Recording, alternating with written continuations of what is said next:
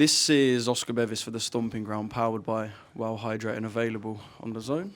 Hamzah, Oscar, good to see you, my pleasure. friend. There's a lot we could introduce you as nowadays. Yep.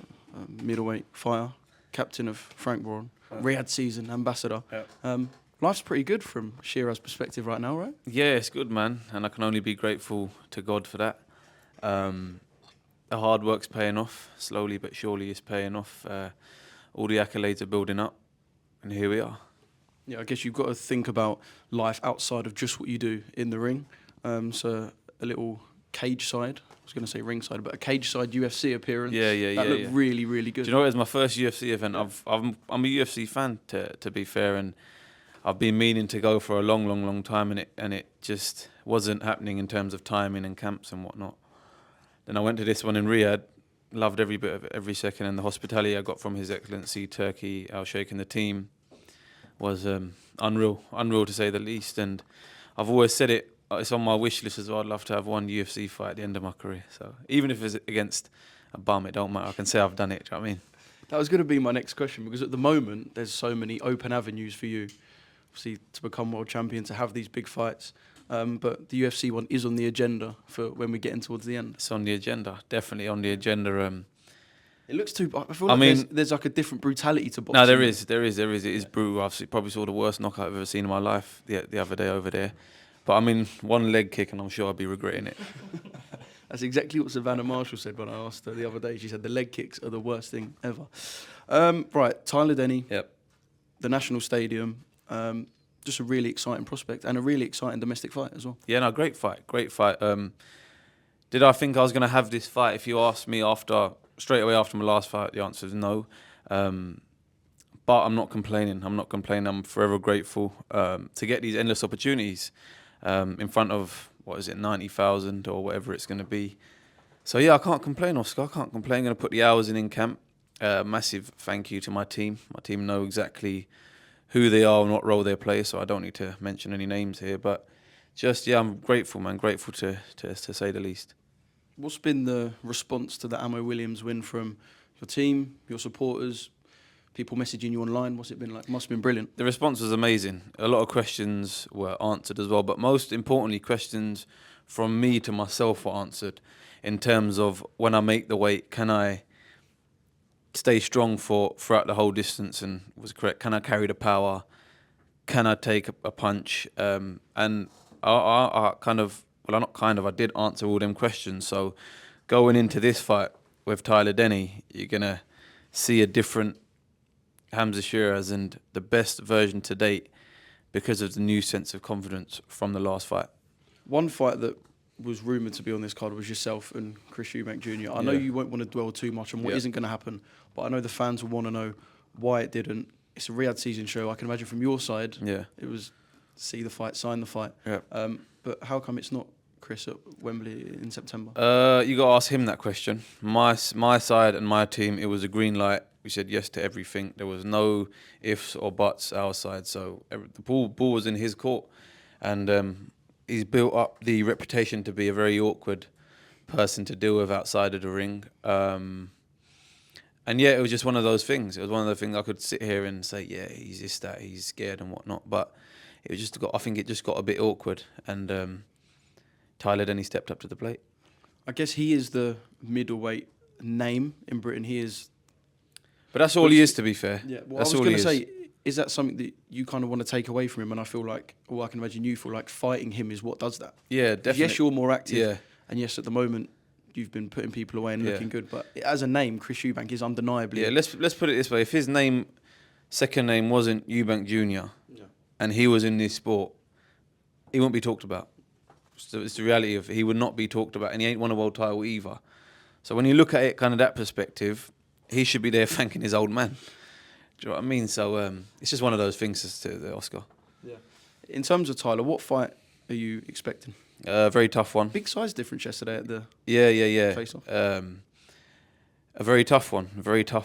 This is one of those fights where, in the position I am, if you get complacent, these are the banana skins. These are fights where he's coming with nothing to lose, everything to gain. In all honesty, I'm the one who's got everything to lose. So going into camp, I got to be on it in every aspect: running, training, diet, you name it. It's not that I haven't been before, but from now onwards, the levels change. The expectation changes as well. It's not just about getting a win and that's it, happy days. It's about getting a win and getting it, not in good fashion, but in devastated fashion. And my last, 12, 13, 14 have been knockouts, so I'll continue to carry on with that. So that's something you place high on the agenda. Obviously, you'd rather walk away as a winner than a loser, but yes, winning's important, but you want to make people watch and go, did you see Hamzah Sheeraz the other night? You need people to talk about you, especially at this level of the sport. Being chosen as a Riyadh season ambassador, I have to live up to all these expectations. I get it. As fun as it is and as fun as it sounds, there's a lot more responsibility that comes with it as well. But it's nothing that I'm not used to. It's my last few fights. There was the expectations and the responsibility have gone from here to there, like levels above. So yeah, it's just something I'm used to now. It's part of me, part of who I am. I know right now you'd believe you can go in with any middleweight in the world and win. Yep. But during the learning phase of your career, we've done loads of interviews, and you said each camp I'm getting better and better. And it was quite visible to you how much better you were getting. Yeah. When you're at the stage you are now, how much better are you actually getting in these camps? Because you're a world level fighter. I suppose you can only go so far before it's impossible to be a better version of yourself. Do you know what it's all about? I suppose at this level now, it's not about making dramatic changes. It's about adapting to who you got in front of you and adapting in a way where you look best doing so. And that's all down to Ricky and the team. Because as boastful I could be sitting here saying it's all me, the reality is it's not. I understand I've got to go in there and make it happen, but ultimately everyone in my team plays an important part. And when I get in that ring, although it's just me there alone, we're all together, and I fight for everyone else just as much as I fight for myself, because it goes back to all the little 1% of everyone makes that 100% come fight night. So just a huge shout out to everyone in my team. If I can ask you what your, I say boxing bucket list is, because yes, you want to do financially well out the sport, so you can look after yourself in retirement. Yes, you want to win world titles. But in terms of a bucket list, you're about to fight at the National Stadium. You fought in Riyadh. You've won belts. You've stopped fighters in front of your home fans. What bucket list stuff have you got? Is there a place you want to fight?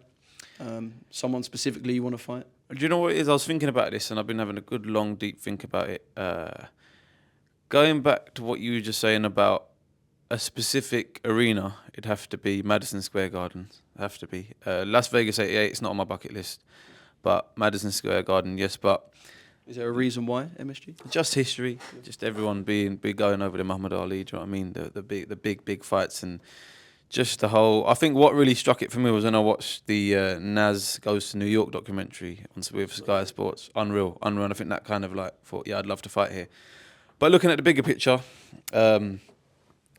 looking away from boxing, I'd like to be someone who changes people's lives outside of the ring. Anyone who needs help, anyone who needs aid, or whatever it is, I just want to use... Listen, boxing's what I do, it's my job. I understand that. I'm not under no illusion or anything like that, saying boxing's my life and whatnot. At the end of the day, it's what I do. It's what allows me to have the platform I have. And with that platform, I would love to make a difference with helping people. I've said it before, and once I get the opportunities to do... I've done it before as well, I've done it loads of times, but once I get the opportunity to even make a difference to one person's life, I'll be a very happy man. Does it matter to you about the legacy you leave in terms of your name? So if I was to ask my mum to name 10 boxers, she would say Nigel Benn, Frank Bruno, Lennox Lewis, Amir Khan, the guys who've crossed over to the mainstream, the guys you might see on morning TV, for example. Are you one who, in post-retirement, do you want someone who is not a boxing fan in any way, shape or form to be able to go Hamzah Sheeraz and add your name to that list? Yeah, absolutely. And want to be someone who, no matter what aspect of life you go to or you talk to, and whatever work environment they're in, there is some sort of association or some sort of... He's not just a boxer, he's bigger than that. He's a man of the people. And it's something I've aspired to be like for a very, very, very long time. Yeah, well, I will call you a man of the people because you've always given us. Thank you very much. Been good with the media as well, so I appreciate that. Man, thank you. Can we do a prediction? I know you're going to tell me you're going to win, but can you say how, rounds, Masterclass for the distance. I'm definitely going to go try and win by knockout. Nothing will be forced because I've learnt from my mistakes in the past. But I want to continue that knockout streak. And I've said it before and I'll say it again, kind of have that Triple GS to the middleweight division. Yeah. And no one thought I'd knock out Amma Williams. They thought, and the people who did think I'd win, they think I'd win by points. And no one thought I'd do what I'd done to him. Young, hungry, strong fighter. And I got another opportunity to do so in Tyler Denny. So I'm going to relish the opportunity, cherish it and make it happen.